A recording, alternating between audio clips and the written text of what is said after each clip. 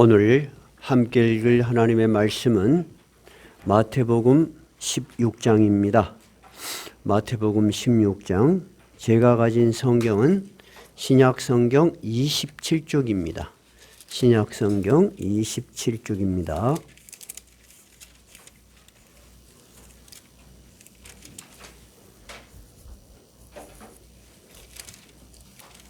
다 찾으셨습니까?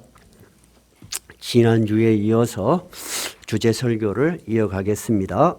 21절부터 28절까지 지난주 본문하고 같은 부분이에요.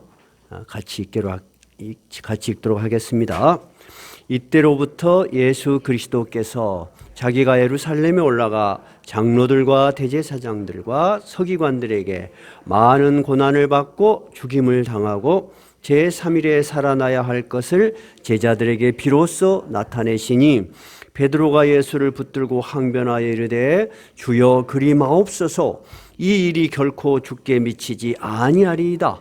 예수께서 돌이키시며 베드로에게 이르시되 사탄아 내 뒤로 물러가라. 너는 나를 넘어지게 하는 자로다. 네가 하나님의 일을 생각하지 아니하고 도리어 사람의 일을 생각하는도다 하시고, 이에 예수께서 제자들에게 이르시되 누구든지 나를 따라오려거든 자기를 부인하고 자기 십자가를 지고 나를 따를 것이니라. 누구든지 제 목숨을 구원하고자 하면 잃을 것이요 누구든지 나를 위하여 제 목숨을 잃으면 찾으리라. 사람이 만일 온 천하를 얻고도 제 목숨을 잃으면 무엇이 유익하리요? 사람이 무엇을 주고 제 목숨과 바꾸겠느냐? 인자가 아버지의 영광으로 그 천사들과 함께 오리니 그때 각 사람이 행한 대로 갚으리라. 진실로 너희에게 이르노니 여기 서 있는 사람 중에 죽기 전에 인자가 그 왕권을 가지고 오는 것을 볼 자들도 있느니라. 아멘. 지난주 설교는 우리는 오늘 읽은 본문 중에서 24절을 주제 설교로 선택을 했습니다. 제자라는 것은 스승을 따라다니고 스승에게서 배우고 스승의 그 길을 따라가는 사람입니다. 제자들은 생각할 때 이 예수님을 따라다니면 이 세상에서 굉장히 화려한 일, 우리가 꿈꾸는 일들, 인간의 세상 살면서 얻을 수 있는 것들을 얻을 수 있을 거라고 생각했는데 예수님께서는 오히려 고난을 당한 일을 말씀하셨어요. 그러니까 베드로가 그런 일은 있을 수 없다. 어떻게 그런 일이 있을 수 있겠냐고 예수님을 한쪽으로 끌고 가서 항의를 했습니다. 그때 예수님께서 내 제자가 되고 싶거든. 내 제자는 어떤 삶을 살아야 한다라고 가르친 것이 바로 24절입니다. 24절 한번 읽어볼까요? 이에 예수께서 제자들에게 이르시든지 누구든지 나를 따라오려거든 자기를 부인하고 자기 십자가를 지고 나를 따를 것이니라. 우리 성경 구절 많이 외우고 있습니다. 꼭 외십시오. 마태복음 16장 몇 절요? 23절. 16장 16절은 뭐였어요? 16장 16절. 주는 그리스도요 살아계신 하나님의 아들이십니다. 제자들이 평상시 배웠던 것을 총정리해서 했던 위대한 신앙 고백입니다. 이 신앙 고백을 가졌던 제자들입니다. 주는 그리스도요 지금도 살아계셔서 진짜 살아있다는 거야. 하나님이 보내신 하나님의 아들이십니다. 이것이 여러분 제자들이 할 수 있는 신앙 고백이에요. 여러분은 다 그런 신앙의 고백을 배우셨고 이미 몸에 터득했어요. 그리고 알고 계세요. 근데 신앙은 그렇게 지식적으로 신앙의 고백만으로 이루어지지 않는다는 거예요. 신앙의 또 다른 측면이 뭐예요? 어떻게 살아갈 것이냐 하는 삶의 측면이 있는 거야. 그 삶의 측면이 바로 제자도예요. 제자가 걸어가야 될 길이에요. 여러분 오늘 이 시간에 우리가 생각해 봐야 될 것은 많이 배운 걸로 만족하면 안 돼요. 부족한 것은 배워나가야 되겠지만 배워나가는 것이 자기의 신앙이 되기 위해서는 어떻게 해야 되죠? 그런 삶을 살도록 힘쓰고 애써야 되는 거예요. 그래서 예수님이 베드로에게 하는 말이 네가 신앙 고백은 그렇게 멋있게 해놓고 네가 기대하는 것은 형편없다는 거야. 내 제자가 되려거든 어떤 삶을 살아야 되냐? 자기를 부인하고, 부인한다는 건 뭐죠? 하나님의 가르침, 내가 배운 바 신앙의 교육과 다른 생각들과 욕망을 버려야 해. 우리는 늘 선택에 있어요. 그렇죠? 여러분, 하루를 살 동안에도 여러분 이거 할까 저거 할까 선택을 해야 될 일 많이 있어요 없어요? 있죠. 믿음이 약할 때는 에이 교회 갈까 말까 이런 것에서부터 시작해요. 신앙이라는 것은. 그죠? 근데 믿음이 자라나면서 삶의 우선순위가 바뀌는 거죠. 내가 이것을 가장 소중하게 생각해야 되겠다 하는 삶의 우선순위가 바뀌는 것이 바로 제자의 삶이 성숙해지는 과정이에요. 첫째는 예수님께서는 베드로와 그의 제자들에게 너희가 가진 생각으로 나를 따르지 말고 자기가 가진 욕망을 내려놓고, 두 번째 어떻게 해라? 자기 십자가를 지고 나를 따르라. 자기 십자가가 뭘까요? 우리에게 주어진 삶의 무게입니다. 여러분, 똑같은 교회 생활을 하지만 십자가의 모양이 다 달라요. 목사님이 지고 있는 십자가의 무게, 여러분이 지고 있는 십자가의 무게, 또 사명의 다양성 똑같아요? 아니면 조금씩 달라요? 조금씩 다르지만 여러분 어떤 것도 쉬운 게 없습니다. 여러분과 같이 똑같이 제가 평신도 생활을 오래 했지 않습니까 여러분? 제가 평신도 생활할 땐 이런 생각을 했습니다. 나도 이 세상에서 이 복잡한 일을 다 때려치워버리고 목사나 되어버렸으면 좋겠다. 그랬다니까? 그럴 때는 하나님이 안 불렀어. 오히려 세상에서 뭔가를 막 일어나가지고 조금만 더 하면 내 인생의 목표가 이루어지겠다 할 때 완전히 나를 쳐박아가지고 끌고 가셨다니까. 나는 양쪽을 다 경험을 하게 하셨어요. 여러분의 삶이 여러분 결코 쉽지 않다는 걸 제가 너무 잘 압니다. 그죠? 근데 이제 목시자가 돼 보니까 이 삶이 쉬워 어려워?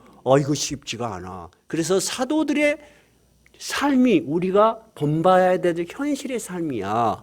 왜? 예수님은 하나님의 아들이시고 우리가 예수님처럼 살고 싶어도 예수님과 같은 존재는 아니야. 그런데 여러분 사도들은 어떤 사람들이요? 우리하고 똑같은 직업을 가지고 가정을 가진 사람들이야. 많이 배우지도 않은 사람들이야. 존경받지 않았던 사람들이에요.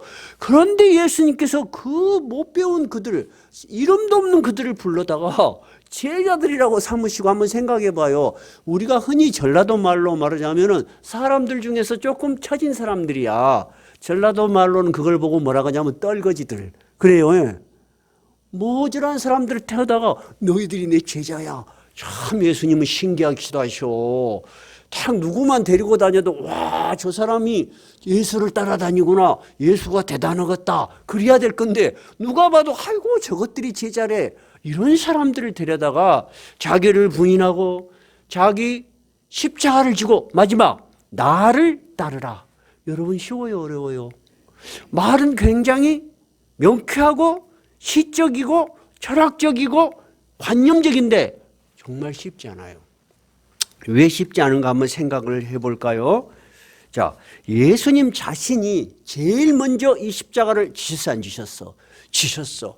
지난주 설교할 때 이 십자가의 고난이 너무 무섭고 치욕적이었어. 그래서 예수님이 기도를 하실 때 겟셋마네 동산에서 얼마나 이 십자가를 내가 져야만 하는가, 이 십자가의 고난을 미리 알았기 때문에 여러분 기도를 하는데 땀이 땅에 떨어지는 핏방울 같더라. 땀 속에 핏방울이 묻어나오더라니까. 그것을 혈안증이라고 그래요. 요즘 현대과학에서 밝혀졌어. 사람이 견딜 수 없는 스트레스 고민을 하면은 모세혈관이 터져. 그래서 땀 속에 피가 스며든다는 거예요. 여러분 예수님이 이 사명을 감당하는데 극심한 고통이 있었다 없었다? 있었다고 우리는 충분히 이해할 수 있어요. 근데 여러분 이 제자들이 이 못 배우고 두려움이 많고 나약한 제자들이 어떻게 주님의 십자가를 다 본받아서 지고 갈 수 있었겠습니까? 여러분 우리는 지금 2000년이 지난 시점에 제자들이 어떻게 그 마지막 삶을 살았는지 다 아시죠? 다 순교의 십자가를 지고 주님을 따라갔습니다. 그것이 어떻게 가능한 일이죠? 저는 어렸을 때부터 신앙생활을 했어요. 목사님들이 설교를 할 때 여러분 잘되고 축복받고 번성하는 설교를 하시면 여러분 딱 집에 돌아가실 때 기분이 좋습니까? 고난이 있고 십자가를 지는 설교로면 여러분 기분이 좋습니까? 전자입니까? 후자입니까? 전자입니다. 그래서 전자 쪽으로 완전히 기울어져 버렸을 때 우리 그것을 신앙을 빙자한 기복신앙이라고 하는 것입니다. 그런데 성경은 분명히 제자의 삶은 그렇지 않다고 가르치고 있지 않습니까? 그러니까 우리는 이것을 균형 있게 설교를 해야 되고 균형 있게 받아들여야 해요.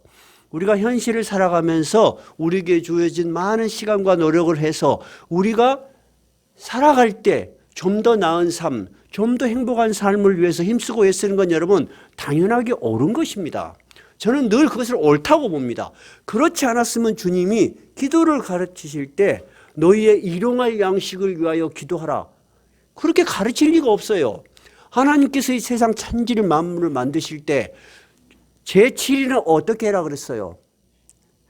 안식일을 정하고 쉬어라 그랬죠. 그리고 복되게 하셨죠. 근데 그 전제가 뭐예요? 엿새 동안은 힘써 일할 것이나. 그러니까 우리는 세상과 하나님의 나라를 동시에 다 잘 이해를 해야 돼요. 제가 마지막 제 자신 속에서 정의한 신학적 사고입니다. 결코 틀리지 않습니다, 여러분. 어느 한쪽으로 치우치면은 약간 힘이 듭니다. 오늘 제자들도 예수님이 이 말씀하신 걸 처음에는 다 이해를 못했어요. 그러면 여러분 한번 생각을 해봐요.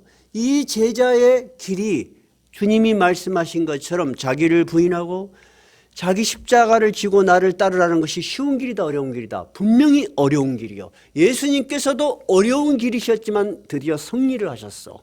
그죠? 제자들도 처음에는 이해를 못했어요, 여러분. 어떻게 그들이 이런 말을 이해를 하겠습니까? 그런데 예수님은 처음부터 이해해라고 한 것이 아니에요. 가르치신 거야. 교육을 먼저 하신 거야. 제가 알고 있는 여러 교육 사업을 하시는 분들 중에서 우연히 어떤 곳을 들리게 됐는데 현장 직업을 하는 이런 그 기술을 가르치는 학원이었어요. 근데 액자에가 뭐가 붙어 있었냐면은 이런 편말이 하나 붙어 있더라고요. 교육은 경험에 우선한다.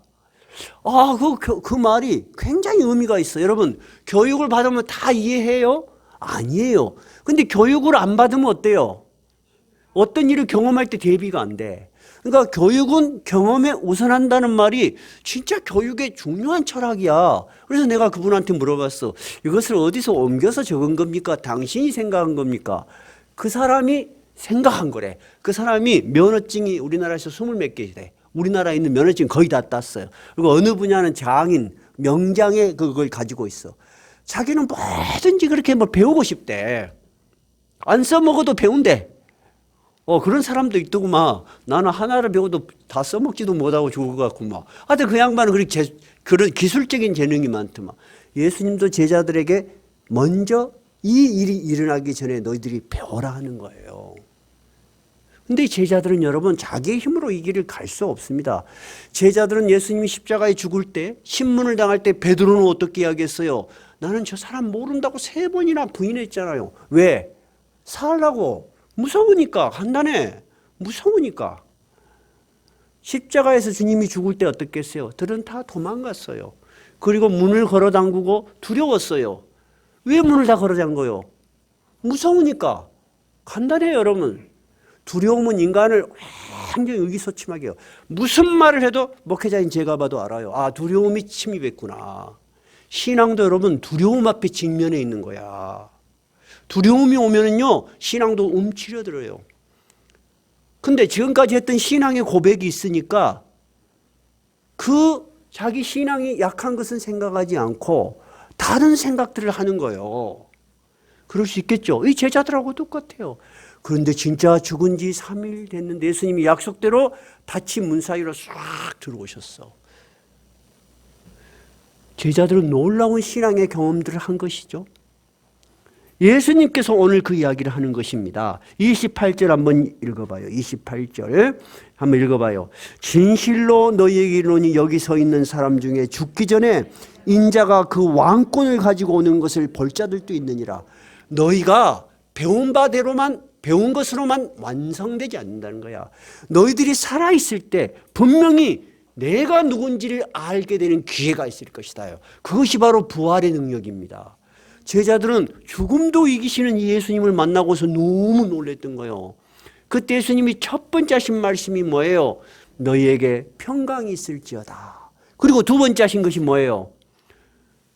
성령을 받으라. 그러면서 숨을 확 내쉬셨어. 근데 진짜 그날로부터 50일 후 오순절 성령 강림 사건이 있었어. 성령이 불길같이 오면서 옛날의 제자들이 아니야. 두려움이 완전히 사라지고 담대하게 예수를 전하는 놀라운 제자들로 변화돼 버린 거예요. 그리고 그들이 예수를 전했을 때 어때? 베드로가 한 번 설교를 하니까 몇천 명이? 몇천 명? 3천 명이 예수를 믿어. 뒤에는 보니까 또 2천 명이 예루살렘에 이미 얼마 되지도 않는데 5천 명의 신자가 일어났고 자기 스승을 십자가에 죽였던 제사장들을 허다한 무리도 이 도에 따르더라. 순종하더라. 우리 사도행전 배우고 있잖아요. 이 제자들은 주님이 주신 놀라운 능력을 보고 경험하게 된 것입니다. 그래서 그 십자가를 지고 갈 수 있었던 것입니다. 그러면 우리에게는 지금 그런 십자가가 없을까요, 여러분? 우리에게도 있죠. 우리에게는 어떤 십자가가 있을까요, 여러분? 우리는 지금 너 예수 믿으면 죽여, 수용소 보내, 그런 고난은 없어요. 근데 똑같은 우리나라 한반도에 사는 이북은 어때요?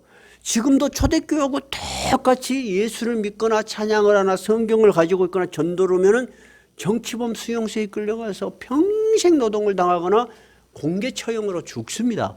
그러면 아직도 여러분 죽음을 무릅쓰는 두려운 십자가가 있다 없다? 있다니까요. 우리에게는 없어요. 없으니까 여러분 일단 감사합니다 해야 돼요. 한번 해봅시다. 여러분 감사합니다. 진짜 여러분 그런 두려운 십자가가 있다면 나부터 여기 서 있을 수 있을까? 얼마나 겁이 날까? 그럼 이북에서는 어떻게 예배를 드려요? 지하 교인들, 지하에서 5명, 10명 그렇게 예배를 드려요. 그래서 미국에서 한국계 미국인들이 많이 지하에 이북을 들어갑니다. 외국인은 이렇게 출입 관광이나 이런 걸로 들어갈 수 있으니까. 그래서 세례를 주는 장면을 제가 보게 됐어요. 이북에서 다 이불을 둘러쓰고 그 목사님이 당신은 이제부터 어떤 고난이 와도 예수 그리스도를 나의 구주로 믿고 주님을 따를 것을 고백하십니까? 그러니까 세례를 주다가요. 성자와 성부와 성령님을 세례를 주노라 하니까 너무 감격이 적으니까 이 담요를 둘러쓰고 막 흥흥흥 울더라고. 여러분 목숨이 위험한 그곳에서도 주님의 교회는 여전히 세워지고 있는 거예요. 근데 우리에게는 그런 박해와 위협 솔직히 없어요. 근데 우리에게는 어떤 십자가가 있을까요, 여러분? 우리는 제일 먼저 시간과 싸워야 돼요. 오히려 여러분 이런 박해가 없는 초대교회 이후에 더 교회가 부패됐어요. 더 교회가 엉망진창이 된 거예요. 박해가 없으니까 사람들이 느슨해진 거예요. 신앙이 하나의 뭐가 된 거예요? 문화생활이 된 거야. 그리고 종교의 지도자들, 기독교의 지도자들은 핍박의 타켓이 되는 게 아니고 뭐가 돼 이제? 존경과 부의 상징이 돼버린 거야. 근데 교회가 타락한 거예요. 그것이 중세 카톨릭이 타락했던 원인이에요. 우리에게는 여러분 남들은 쉬는 날, 주일날, 일요일이면 놀고 다 그런데 여러분은 정말 중요한 시간을 그래도 예배를 드리기 위해서 다 모든 계획을 잡지 않고 여기 오셨잖아요. 그것만 해도 여러분 쉬운 거 아니에요. 예수를 처음 믿는 사람들한테 그것이 쉬운 일이든가요? 어려운 일이든가요? 어려운 일이야. 어려운 일이야.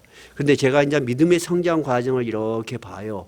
그래서 목사님 오늘은 못 갑니다. 그러면 제가 봤을 때 그러십시오. 편안하게 잘 지십시오. 그렇게 보내는 경우도 있고 어떤 분들은 그래도 한번 오도록 애써 보십시오 하는 분도 있어. 우리 신현영 집사님 지금 병원에 계시지만은 믿음이 많이 성장해 가는 과정이 보였어. 그런데 저에게 이런 말씀을 하셨어. 전에 목사님 그분이 대구 분이세요. 대구에서 친구가 온다는 거야. 자기를 보러. 근데 그 주일 예배 시간하고 겹치는 거야. 그래서 목사님 제가 어떻게 해야 될까요? 그래서 제가 평상시 같으면 이 친구 대접 잘하십시오. 그럴 거야. 근데 집사님 신앙이 많이 자랐어. 그래서 제가 그런 이야기를 했어요. 집사님 그러면 친구한테 내가 교회 가는 시간이 11시부터 12시까지니까 그때만 조금만 기다려라. 얼른 예배 드리고 올게. 라고 하면 친구가 처음에는 서운할지 모르지만은 다음에 생각을 할 때 우리 친구가 신앙이 깊어졌구나 할 겁니다. 그랬더니 진짜 주일날에 오셨어. 라고 갔다 오셔가지고 전화가 왔어. 친구한테 뒤지게 온 것 같아. 나는 네 보려고 그만 데까지 왔는데 니는 교회 간다고 가버렸냐? 그랬다는 거야. 그래서 내가 속으로 웃었어요. 여러분 그것도 작은 싸움이야. 그러죠? 우리가 예배를 드리고 성경을 볼 때는 마음이 편안하고 세상의 욕망이 얼마나 많은 유혹들이 있습니까? 우리가 어렸을 때는 상상할 수 없는 문화적 유혹 속에 우리가 있습니다. 우리 청소년들요 진짜 신앙교육 가르치셔야 돼요. 여러분 신앙교육을 안 가르치면 여러분 걔들이 어디서 뭐하고 사는지 우리가 감을 잡을 수 없는 세계 속에 삽니다.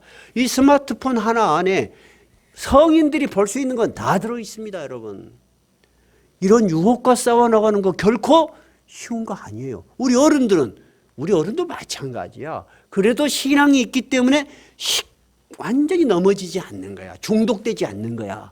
그죠? 그래요, 여러분. 그리고 여러분, 이상해요. 경제가 발달하고 나라가 발달하면은 좀 우리의 삶이 여유 있고 평화로울 줄 알았는데 OECD 국가 중에서 자살률 1위가 어디예요? 대한민국이에요. 청소년들 자살률 1위도 대한민국이에요. 우울증이 2배로 늘었어요. 여러분 이런 모든 우리의 환경과 싸워나가는 거 결코 쉽지 않아요. 쉽지 않습니다. 우리 다 자녀들이 있으세요? 우리 자녀들 지금 예배 드리는 자녀들 여기 있으세요? 예. 우리 부모님들은 진짜 고맙게 생각해야 돼. 자녀들 같이 교회 나가자. 부모하고 같이 예배 드리는 거 여러분 정말 어려운 거야. 정말 어렵고 귀한 거야. 그러니까 집에 가면 오늘 계란에다가 라면에다가 계란 하나 딱 풀어서 고맙다. 그래 주세요. 진짜 여러분 귀한 일입니다. 나도 자녀들한테 이제 신앙생활 좀 더 열심히 하자 하는 말을 하기가 결코 쉽지가 않습니다. 여러분 그거 다 우리가 지고 있는 십자가야. 내가 죽은 뒤에 하나님의 나라에서 속을 보여줄 수 있는 기회가 있다면 우리 자녀들이 아버지의 그 속을 보면 오메 우리가 크게 불효했구나 그럴 수도 있겠어. 왜냐하면 우리는 이제 인생을 많이 살아봤어. 우리 자녀들이 이 길을 가야 하는데 하는 기대가 있으니까 그러겠죠. 그런데 우리가 또 젊은 날을 생각하면 우리도 또 거기보다 더 잘하지도 않았던 것 같아. 그러나 여러분 우리가 자녀들한테 먼저 해야 될 것은 우리 자신이 꿋꿋하게 이 신앙생활을 잘해가는 모습을 보여주는 거야. 모습을 보는 거, 눈으로 보고 직접 경험하는 게 제일 큰 교육이야. 그것이 1번이야. 여러분도 우리 목사님이 설교를 할 때 굉장히 준비를 많이 하시고 은혜가 된다 하는 외적인 것에서부터 저를 먼저 판단하시지. 제가 하는 일을 대충 하고 여러분한테 은혜 받으십시오, 열심히 하십시오 그러면 존경이 조금 덜 될 거야. 그러지요? 마찬가지 여러분. 첫째, 우리의 삶이 부족하지만 우리의 삶으로 경험돼야 되는 거예요.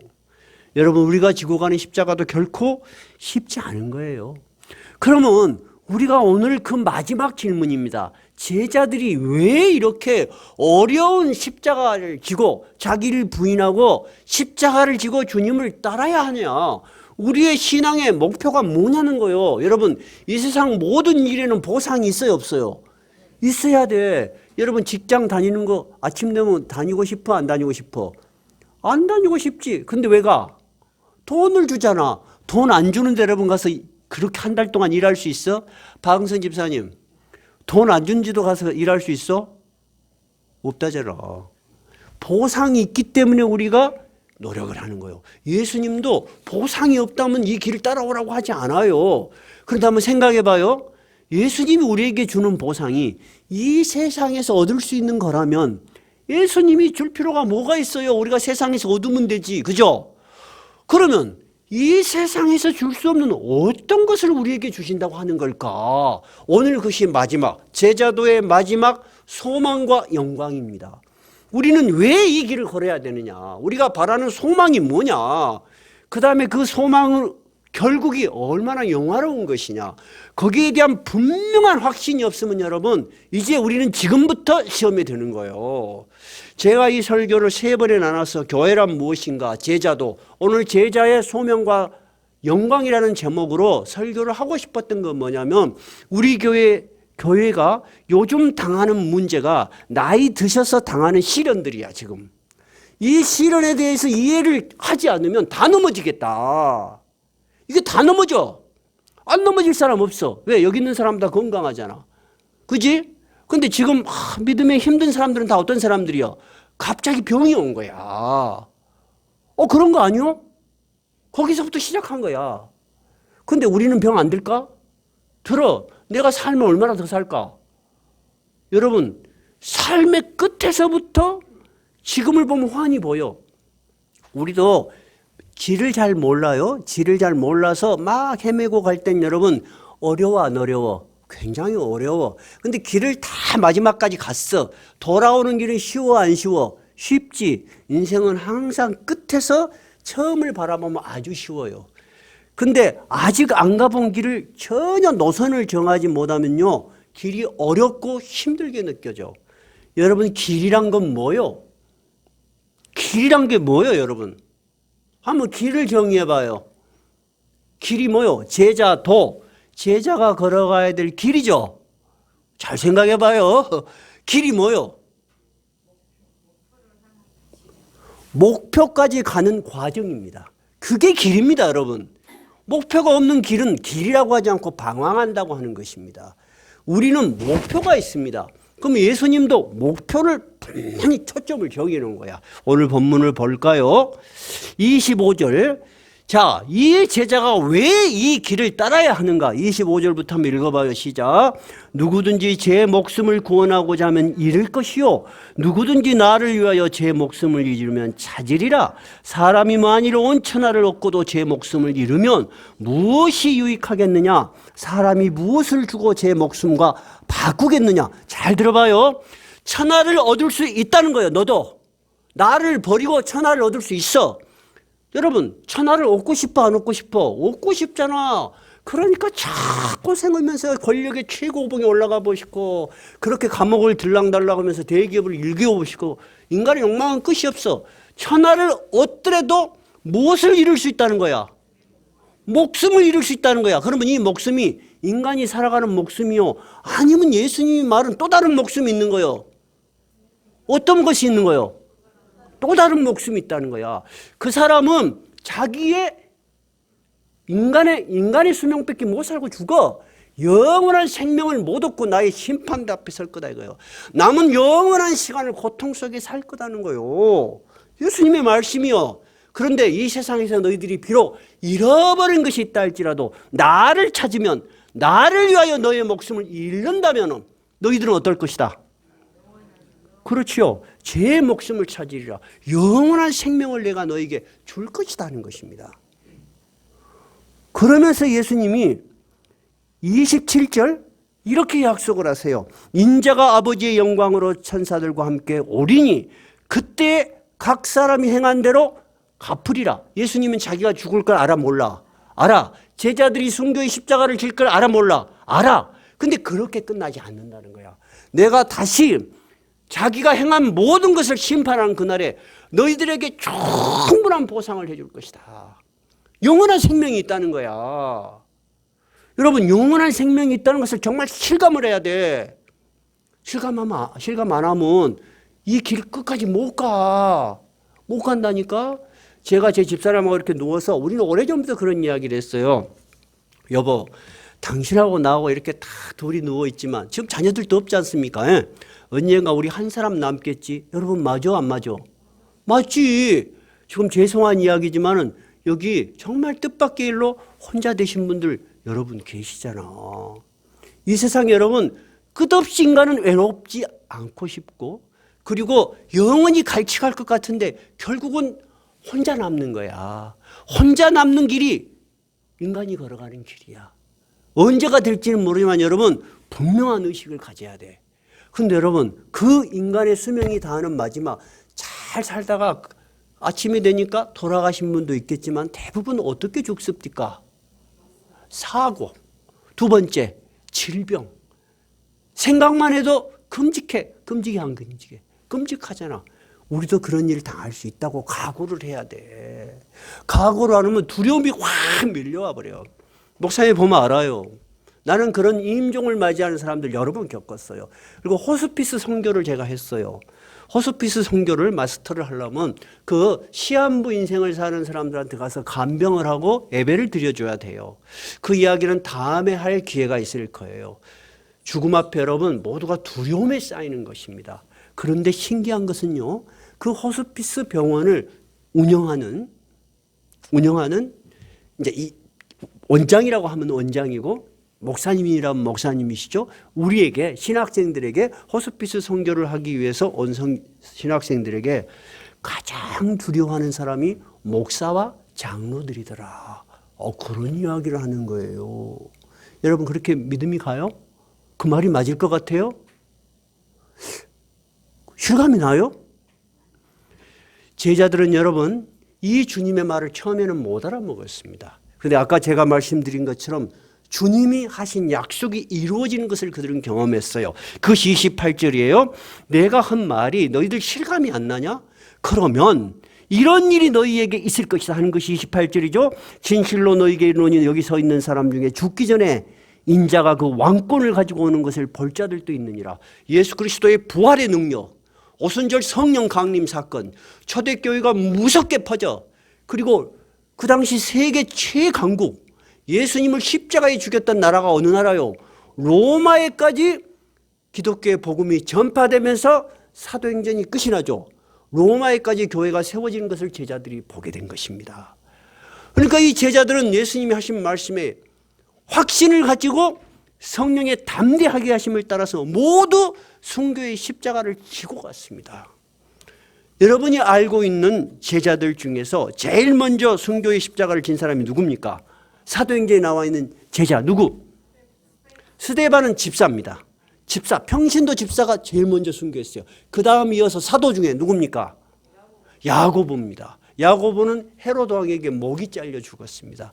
베드로는 죽을 때 나는 예수님처럼 반드시 죽고 싶지 않다. 나는 죄인이다. 예수님 앞에.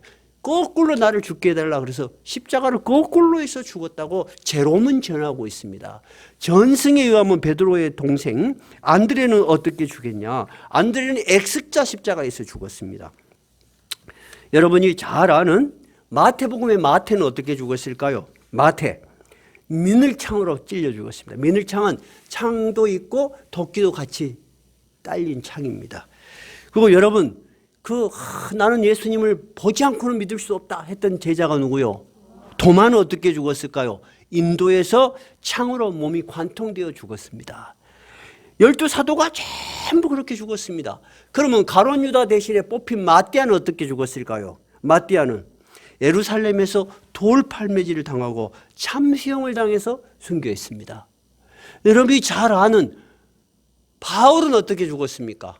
바울 사도는 어떻게 죽었죠? 바울은 로마 시민권을 가지고 있었어요. 그래서 칼에 목이 베어서 예루살렘 성 밖에서 죽었습니다. 제가 읽어드리지 않은 12명의 사도가 다 그렇게 죽었습니다. 안 죽고 유일하게 남아서 유배를 당해서 요한계시록을 쓴 누구? 요한 사도만 제외하고 모두 순교의 십자가를 졌습니다. 여러분. 그러면 여러분 사도들이 이렇게 나약하고 무지하고 배운 바 없는 이들이 어떻게 감히 죽음과 맞서서 이렇게 모두 순교의 십자가를 지고 갈 수 있었을까? 여러분 어떻게 생각하십니까? 그들이 제자로서 가졌던 소망과 영광을 분명히 알았기 때문입니다. 어떤 소망이에요?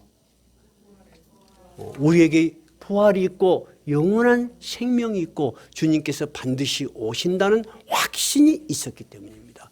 우리도 그 확신을 가지지 않으면 지금부터 우리 교회는 나이가 좀 많으신 편이요. 지금부터 여러분이 하나님의 나라에까지 엄청난 두려움에 직면을 해.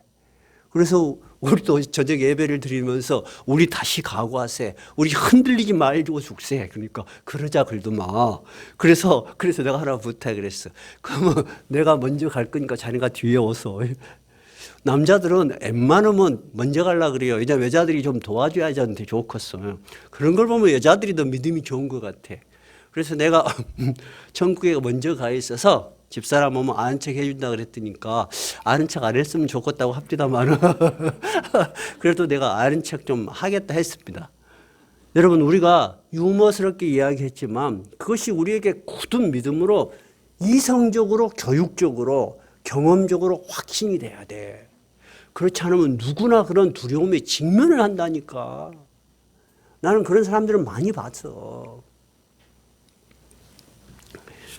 제가 이 설교를 하면서 이런 제가 들었던 이야기가 생각이 납니다. 미국 이민교회를 하던 어느 젊은 목사님이 한국에 나와서 한 얘기예요. 미국 이민교회 아시죠? 미국 교포들이 이게 가서 미국 교포들은 무조건 가면은 교회를 나갑니다. 왜? 사교 집단이니까. 일단은 자기가 말이 통해야지 뭐 얻을 것도 많고 정보도 교환하고 또 친목도 다지고. 그래서 미국 교회는 군데 이렇게 교회가 있어요. 근데 어느 장로님이 아주 믿음이 좋았어요. 그래서 교육 사업을 하시는데 다른 목회자들이 월에 한 번씩 모이는데 우리도 저런 장로님 교회 한번 계셨으면 좋겠다 싶었답니다. 건강하시고 진짜 말씀도 지식도 깊으시고 헌신적이고. 근데 이 장로님이 아주 건강하신데 건강검진을 받으러 갔다가 3개월 시한부 인생을 받은 거야. 그러니까 뒤로 이제 환자가 돼버린 거야. 그러니까 이 훌륭하신 장로님, 교회에 으뜸 되신 장로님이 이런 일을 당했으니까 교인들이 줄지어 신방을 갈 거 아닙니까? 신방을 가면은 누워서 안 일어나. 눈을 감고 찬송가도 안 따라해. 그거 다 끝났는데도 아멘을 안 해. 그러니까 성도들이 와서 목사님한테 보고 그럴 거 아니에요. 목사님, 장로님이 눈을 다 감고 눈도 안 뜨고, 아멘도 안 하고, 찬송가도 안 따라 부릅니다. 그러니까, 장로가, 이 목사님이 생각할 때, 그럴 리가 있냐? 하고 갔어. 이제 예배를 드려드렸더니, 아닌가 아니라 눈도 안 떠. 찬송가도 안 따라해. 아멘도 안 해. 집에 들어와서 얼마나 마음이 아픈지 왜 이렇게 돼 있을까? 내가 이대로 갈 수는 없다. 목회자 양심이라는 게 있어요, 여러분. 목회자 양심. 목회자 양심은 뭐냐면 구원에 대한 소명이에요. 이분이 세상에서 어떻게 사냐는 것은 어쩔 수 없어, 우리도. 근데 이분이 마지막까지 하나님의 나라를 가도록 붙들어줘야 되는 사명이 있어. 그래서 크게 마음을 먹었어.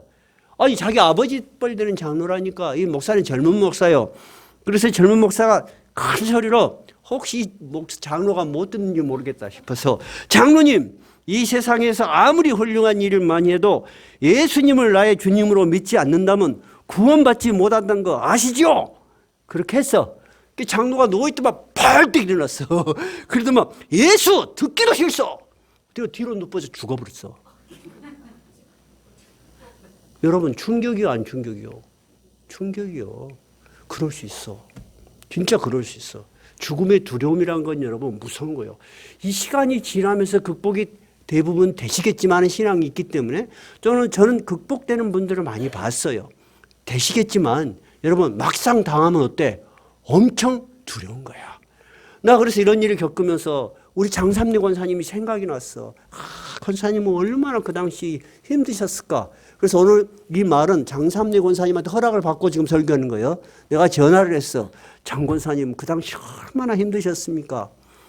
비치가 4살이었대. 가득이가 6살이었는데 멀쩡하신 분이 얼마나 외모도 예쁘세요. 똑똑하시고 차 사고가 났는데 본인만 저리 다치신 거야. 그래서 왜 나만 이런 일이 생겨? 목사님 새가 말만 신앙이냐지 껍데기였습니다. 예배를 드리러 가면서도 아파트 밖에 높은 데 보면 여기서 죽어볼까? 그런 생각이 들고 그랬다는 거예요. 그리고 애기들을 학교를 보내면서 이제 네 집에 돌아오면 엄마 없어도 그리 알아라. 그랬다는 거야. 그리고 지금 나 깜짝 놀랐어요. 지금은 어떠세요? 그러니까 아이 목사님 다 극복했죠. 지금은 어떠세요? 감사하죠. 여러분 이것이 바로 우리가 가야 될 제자도야. 제자의 길이 쉬운 게 아니다 그 말입니다. 우리에게 시련이 없는 거 아니다 그 말입니다. 우리가 시련이 오면 괜찮아. 나는 이런 거 아무것도 아니야. 그럴 수 있는 사람 몇 없어요 여러분. 그 두려움과 맞서야지 되는 거예요. 그 두려움의 시간을 건너야 되는 거예요. 근데 우리의 능력과 우리의 의지로 안 돼요. 그럼 어떻게 해야 돼? 그냥 다 주님의 십자가를 붙들고 첫째 주기도문을 많이 외셔. 자기가 아는 성경 구절이 많은 게 굉장히 좋아. 그래서 나는 그래서 과거에 내 화려했던 일들 어떤 것들도 다 지워버리려고 굉장히 애를 많이 써요. 그래서 미래에 대한 성경 구절을 많이 외. 바울서가 나는 내 표대를 향하여 달려가노라. 내게만 아니라 주위에 나타나시는 사모하는 모든 자에게 주실 것이냐. 일부러 막 웬다니까. 왜냐하면 지나간 삶은 다 신기루와 같이 진짜 나에게는 의미가 없잖아. 남은 내 삶이 나에게는 진짜 중요한 거잖아. 여러분 안 그래? 그러잖아. 지나간 여러분 옛날에 슬픈 일, 아픈 일 의미 있어? 없어. 그거 자꾸 곱씹고 굴지 마. 어리석은 짓이야. 남은 삶을 잘 사는 게 진짜 지혜로운 일이요. 여러분 그요 안 그요? 그러지. 진짜 그래. 베드로전서 1장 6절 9절 한번 찾아봅시다. 베드로전서 1장 6절 377조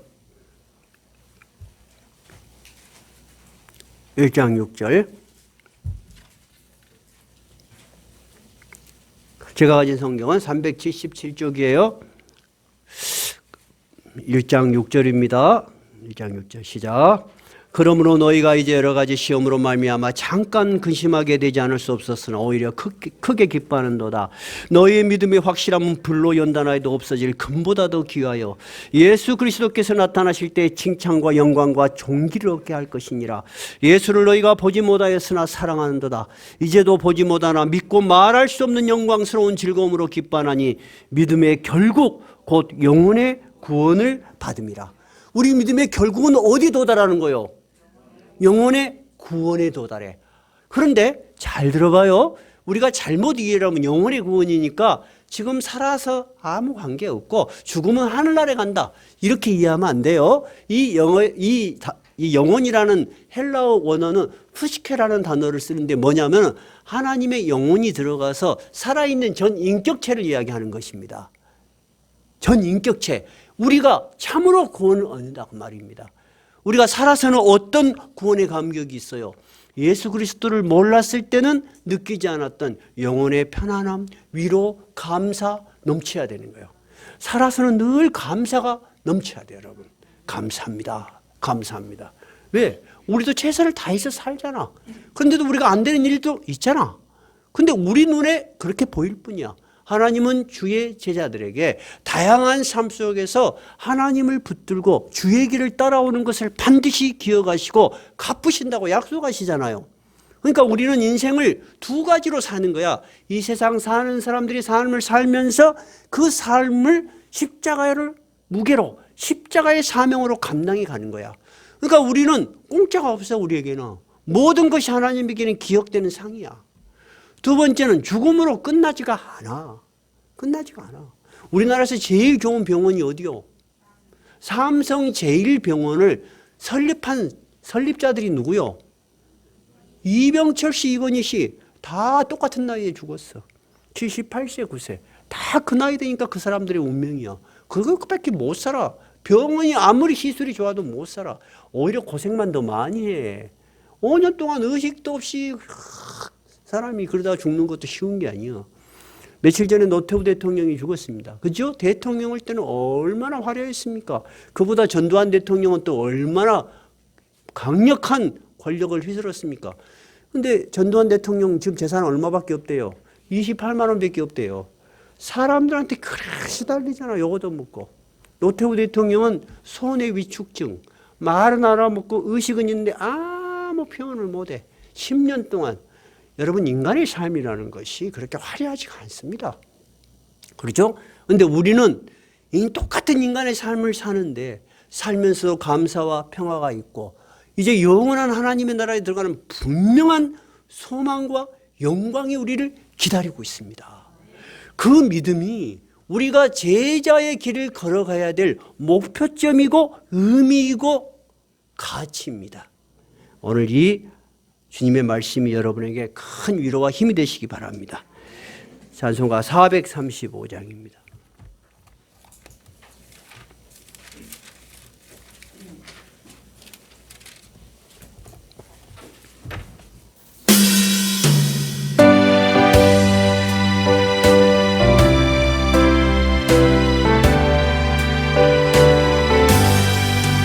나의 영원하신 기업 생명보다 귀하다. 나의 갈 길 다가도록 나와 동행하소서. 주께로 가까이 주께로 가오니 나의 갈 길 다가도록 나와 동행하소서. 세상 법이 아니란다. 모든 명예버리고 험한 길을 가는 동안 나와 동행하소서. 주께로 가까이 주께로 가오니 나의 갈 길 다가도록 나와 동행하소서.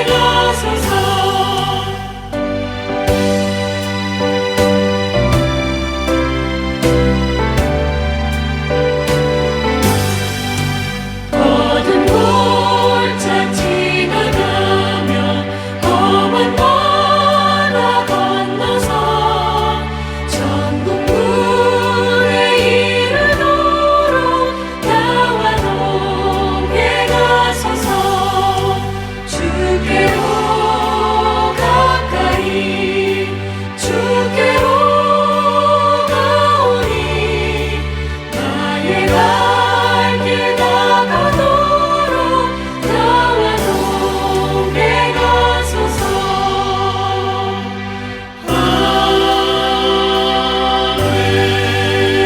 아멘. 말씀을 생각하시면서 우리가 이 길을 걸어가는 마지막 목표점, 내 믿음이 그 위에 있게 하여 주시옵소서. 기도하십시다.